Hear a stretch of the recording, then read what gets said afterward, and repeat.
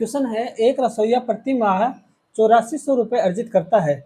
यदि वह प्रत्येक माह इसका 60% खर्च कर देता है तो वह एक वर्ष के एक चौथाई समय, कितना समय, एक वर्ष का एक चौथाई समय में कितनी बचत करेगा रुपए में, ये पूछा है। ठीक, एक रसोइया प्रति माह कितना कमाता है, 8400 रुपये।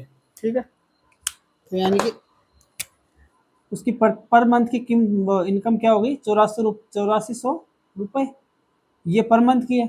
लेकिन वो क्या कह रहा है, प्रत्येक माह इसका 60% खर्च कर देता है। 60% खर्च कर देता है मतलब 100 में से 60 खर्च कर देता है। ठीक, 100 में से 60 खर्च कर देता है तो बचत कितनी होगी, 40/100 हो जाएगी। ठीक, तो इसका 40/100 ये क्या हो गई, पर मंथ की बचत हो गई इसकी। ठीक है, ये क्या हो गई, सेविंग, एक महीने की सेविंग होगी। ठीक, और अब बोल रहा है कि अपने को एक वर्ष के एक चौथाई समय, एक वर्ष में कितने महीने होते हैं, एक वर्ष में 12 महीने होते हैं, और 12 महीने का कितना, एक चौथाई समय में, यानी कि 1/4 कर देंगे तो 4×3 = 12, यानी कि 3 मंथ, 3 मंथ पूछा है।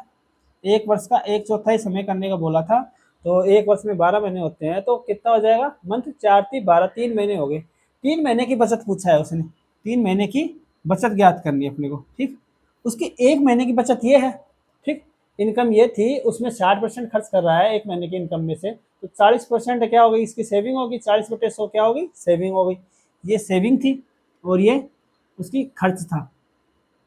ठीक, तो 40 महीने की इनकम का 40/100 कर दिया, ये उसका क्या आ गया, सेविंग आ गई, 40/100 सेविंग आ गई।